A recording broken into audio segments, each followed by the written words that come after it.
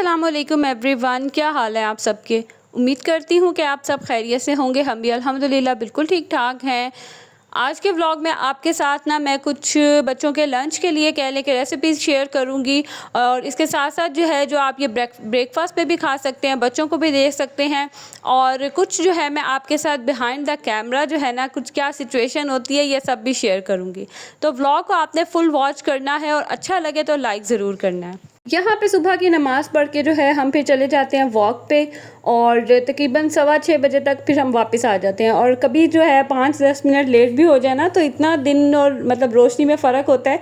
आज हम 5 मिनट जल्दी आए थे और आप देखें कि कितना अंधेरा है। और ऐसे ही देखते जो है ना मतलब ट्रैक पूरा करते ही एकदम से इतनी रोशनी हो जाती है, पूरा दिन जो है ना वो चढ़ जाता है। अभी यहाँ पे आधा ही ट्रैक हुआ था और ये देखें अभी तक स्टिल जो है ना चाँद नज़र आ रहा था। इतना मज़ा आता है ना, इतनी खामोशी होती है, बहुत कम लोग होते हैं, लेकिन जब हमारा ट्रैक पूरा हो जाता है ना तब काफ़ी रश होना शुरू हो जाता है, लोग भी काफ़ी आना शुरू हो जाते हैं। खैर उसके बाद हम लोग आगे थे, घर आते ही फिर बच्चों को भी उठाते हैं और साथ ही जो है ना बस फिर नाश्ते की, बच्चों के ब्रेकफास्ट की और साथ ही उनके लंच वगैरह की तैयारी शुरू हो जाती है उनको स्कूल भेजने के लिए।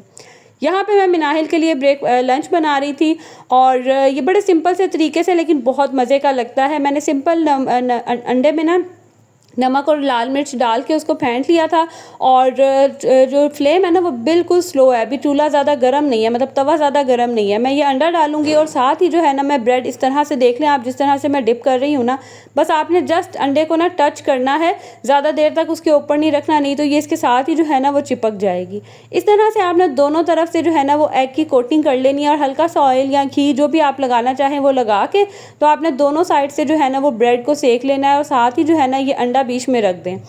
इतना मज़े का ये सैंडविच सा बन जाता है ना, और खाने में भी इतना मज़े का लगता है। सिंपल एग ब्रेड तो बनाते ही है ना, इस तरह से भी बना के आप ट्राई करें, यकीन करें आप सबको बहुत पसंद आएगा और आपके बच्चों को भी पसंद आएगा। अच्छा, मिनाहिल के लिए मैंने ये वाला जो है वो लंच बनाया था, क्योंकि हसन शहान के लिए जो मैंने लंच बनाना है ना, मुझे था कि पता नहीं मिनाहिल खाएगी कि नहीं। मिनाहिल ना खाने पीने के मामले में बहुत सेलेक्टिव है, तो मुझे उसको लंच बना के देने के लिए बड़ा सोचना पड़ता है। हसन शहान जो है ना वो माशाल्लाह हर चीज़ तकरीबन खा लेते हैं, उनकी मुझे इतनी टेंशन नहीं होती है, लेकिन इसको मुझे बहुत सोच समझ के देना पड़ता है कि अगर इसकी पसंद का ना होना तो यकीन करें ये खाती नहीं, और एज़ इट इज़ जो है ना वो फिर लंच ले आती है। और जो मदर्स हैं सारी वो तो इस चीज़ को अच्छे से समझ सकती हैं कि जब बच्चों का लंच एज़ इट इज़ ही आ जाता है ना तो कितना, एक तो मतलब गुस्सा भी चढ़ता है, और फिर होता है कि यार सारा दिन ये भूखे ही रहे हैं, कुछ भी नहीं खाया। खैर यहाँ पे ना अब मैं बनाने लगी हूँ हसन शहान का लंच, और इसके लिए भी मैंने सिंपल जो है ना नमक और लाल मिर्च डाल के अंडा ऑमलेट बना लिया था।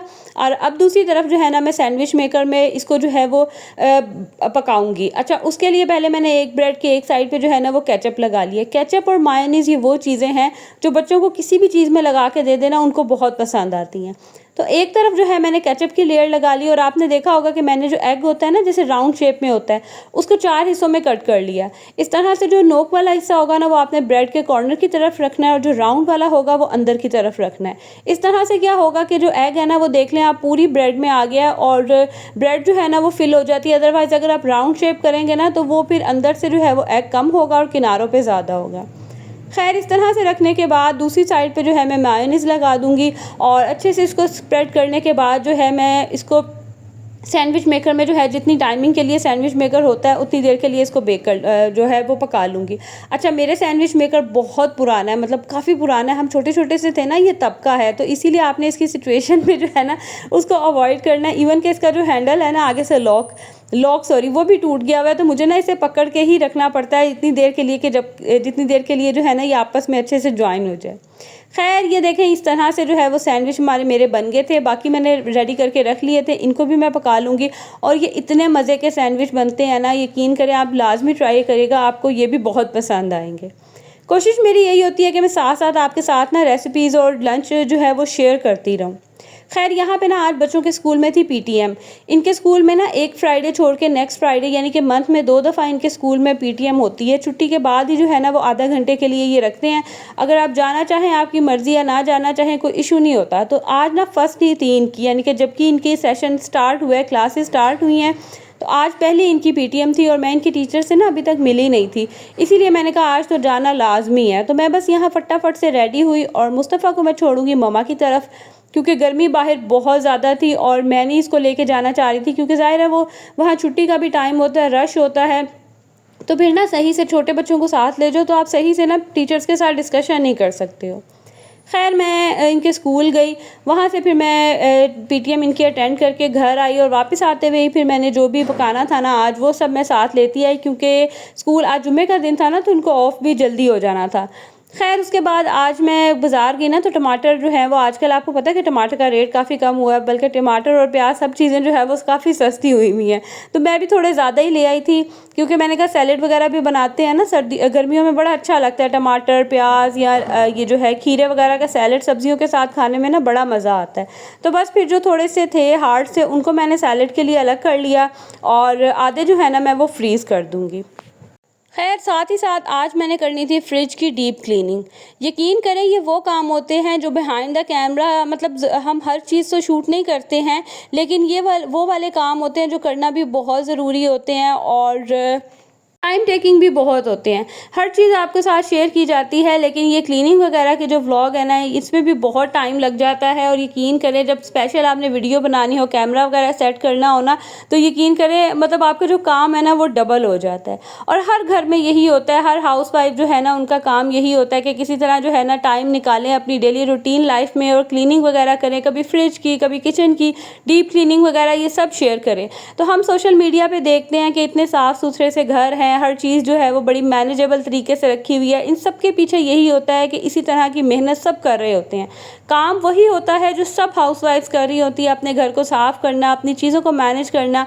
बस ये है कि जो सोशल मीडिया पे आ जाते हैं ना, जैसे हम ब्लॉगर्स होते हैं, यूट्यूबर्स होते हैं, हम बस जो चीज़ें हैं ना वो थोड़ी सी कह लें कि थोड़ा सा जो है ना उसे बढ़ा चढ़ा के दिखाते हैं, क्योंकि अगर ना दिखाया जाए ना तो यकीन करें कि फिर कंटेंट नहीं बनता और लोग फिर इंटरेस्ट भी नहीं लेते। खैर बातों बातों में यहाँ पे फ्रिज हो गई थी क्लीन। फ्रिज ना मैंने डीपली क्लीन नहीं की थी, ये कह लें आपके ईद के बाद मैंने क्लीन ही नहीं की थी, हल्की हल्की सी साफ़ कर देती थी। लेकिन ये शेल्फ्स वगैरह निकाल के, ये ड्रॉर निकाल के ना मैंने अभी तक साफ़ नहीं किया था, तो मुझे बड़े दिनों से बॉदर कर रही थी, मुझे ना टाइम ही नहीं मिल रहा था। तो आज बस मैंने कहा किसी तरह भी जो है ना मैंने ये काम लाजमी करना है, क्योंकि मुझे ना बड़ी प्रॉब्लम होती है। फ्रिज में टाइम से ही क्लीन करती रहती हूँ, मैं ज़्यादा देर इसको गंदा नहीं रहने देती, क्योंकि पता है आपको जब चीज़ें वगैरह पड़ी होती हैं और फ्रिज खुलती है ना तो बड़ी अजीब सी जब स्मेल आती है ना, तो यकीन करें मुझे इतनी बुरी लगती है ना। तो ऐसा फ्रिज में इतनी ख़ास स्मेल नहीं थी, लेकिन ना जब देख लें कि नीचे फूड पार्टिकल्स वगैरह गिरते रहते हैं, बच्चे ज़ाहिर है कुछ चीज़ रखते हैं कुछ गिरा देते हैं, तो बस वही चीज़ें थी जो साफ़ होने वाली थी। तो यहाँ पे जो मैं फ्रिज सिंपल से तरीके से साफ़ करती हूँ, जिससे हम बर्तन धोते हैं ना उसी साबुन से मैं साफ़ कर लेती हूँ और वो बहुत अच्छा जो है ना वो क्लीनिंग का काम करता है। तो यहाँ फाइनली जो है वो फ्रिज हो गया था साफ़, सारी चीज़ें मैंने अरेंज करके रख दी थी और अभी ना ऐसे चीज़ें लाने वाली थी, इसीलिए जो है ना मैंने आज फ्रिज भी क्लीन कर लिया। लाइक अंडे वगैरह ला के रखने वाले थे, तो इसीलिए फिर चीज़ें कम होना तो क्लीनिंग करना भी बहुत आसान हो जाता है। तो बस यहाँ बातों बातों में जो है वो मैंने क्लीनिंग फ्रिज की कर ली। अच्छा मुझे आप ये ज़रूर बताइएगा कि आप लोग फ्रिज में जो है मेडिसिन रखते हैं? मैंने कहीं सुना था कि मेडिसिन जब ओपन कर लेते हैं ना उसको 1 मंथ के बाद आप रखें, बस 1 मंथ के बाद डिस्कार्ड कर दें, आपने ज़्यादा देर नहीं रखना। लेकिन हम तो आपको पता है कि फ्रिज में काफ़ी टाइम तक जब तक एक्सपायरी डेट नहीं आती है मेडिसिन रखते हैं, तो हमें डिस्कार्ड कर देनी चाहिए या हम रख सकते हैं? मुझे लाजमी आपने कमेंट बॉक्स में बताना है, ठीक है? तो चलें जी अब मैं यहाँ आप लोगों से लूँगी इजाज़त। ब्लॉग अच्छा लगा हो तो लाइक ज़रूर कीजिएगा, साथ ही साथ मुझे इंस्टाग्राम पे भी फॉलो कर लीजिए। अब मिलूँगी अगली वीडियो में। अल्लाह हाफिज़।